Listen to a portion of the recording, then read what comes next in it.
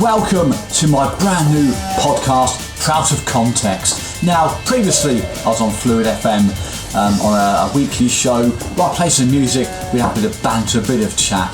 This is basically it, exactly the same as that, without the music unfortunately, but it's condensed into a 15-minute podcast. It's going to involve my rants, my raves, whatever gets my goat, whichever particular week about this once great country of ours being destroyed at the moment by wokeness and political correctness. There'll also be some clips from the old radio shows interspersed in there as well. So sit back and enjoy Prout of Context.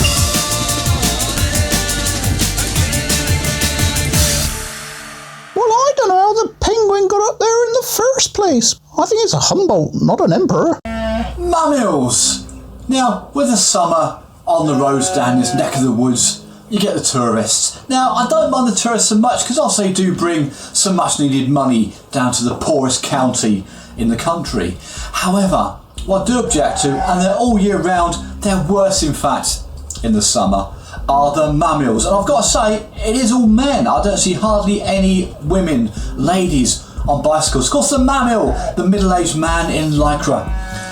Because they're wearing the lycra, they're wearing all the go faster stuff, they shave their legs, they wear little silly baker boy caps and their silly little clipped shoes on their pedals. Because they wear all that, of course, they're too grown up to go on cycle paths. Yes, cycle paths, of course, as we all know, are a bit of green tarmac we can share with pedestrians. They're never busy, never congested, but oh no, my lord.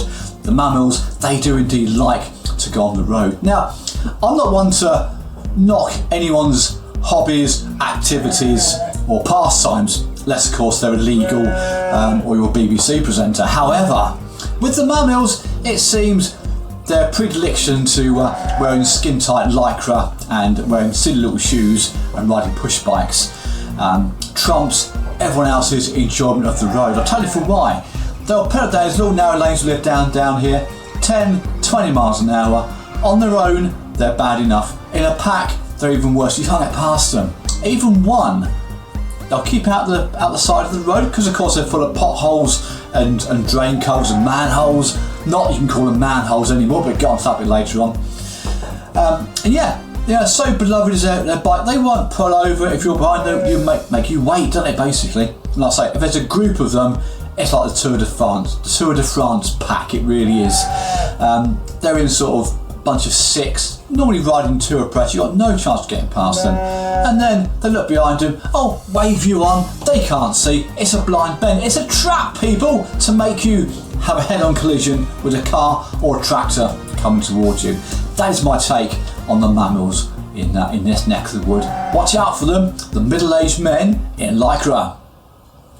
The most exciting thing I find is people's telephone numbers and addresses.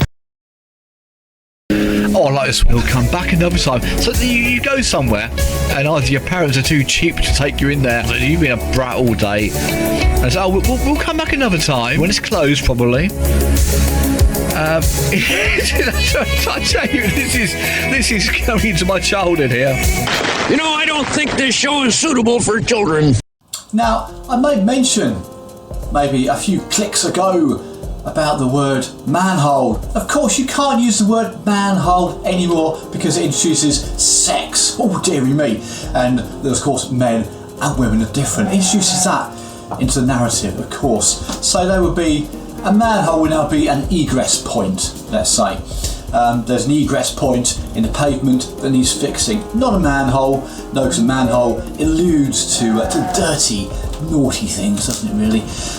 So many words you can't use anymore. A very good friend of mine works for a government establishment, and they have now said quite seriously, they sent out a newsletter, you cannot use the word man up. You cannot say, oh come on, man up man, get on with it, crack on, man up. You can't say, of course, it is sexist. And if you do, and of course you don't know if you're indeed addressing a man, and that's even more of an insult, of course. No, so what happens now, it's like this on the train, see it, say it, report it.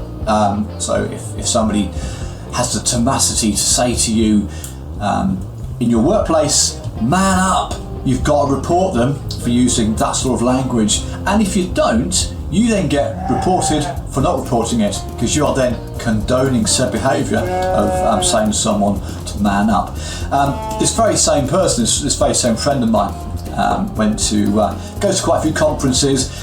They've now got to wear name badges. The name badges used to just say, hi, my name is John, my name is James, my name is Bob, whatever it is, and maybe a bit about the company they came from. Now you've got a badge with pronouns. I love pronouns, people. Of course you do. It's long documented.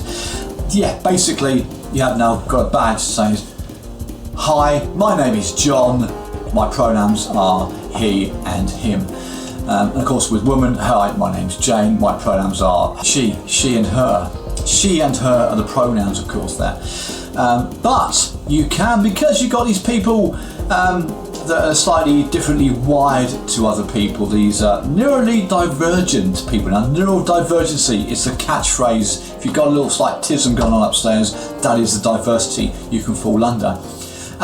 And if you go to this conference, you can have this badge. The badges are getting enormous, by the way.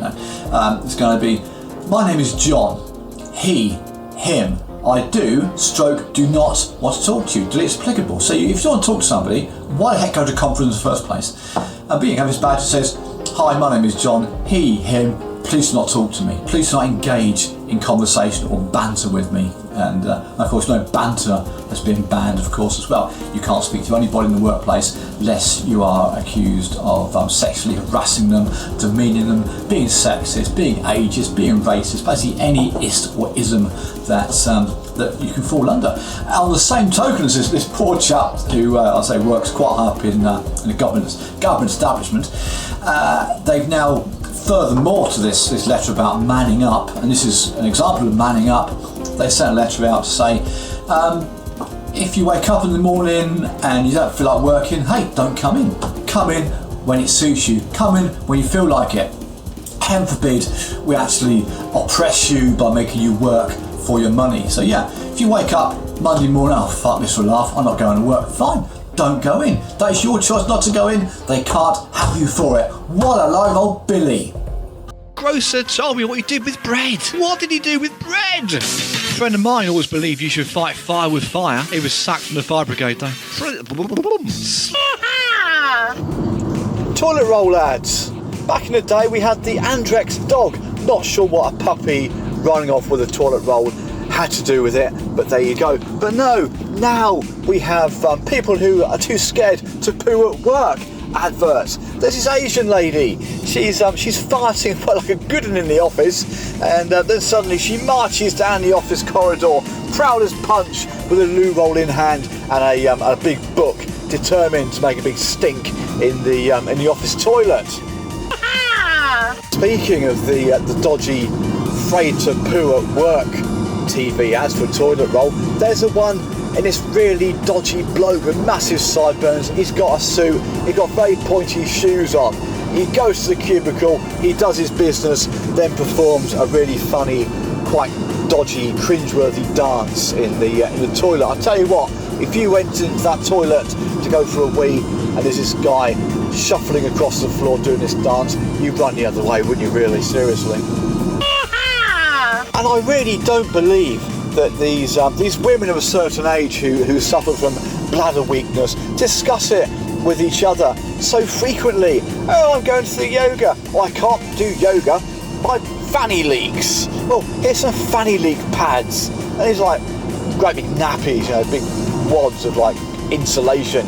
They bung down below. Next thing you know, she's going to the yoga, she's doing her squat, she's doing her downward dog in. Next thing you know it, she's on her boyfriend's husband's shoulders at a gig. Okay, scrape that toast, boys.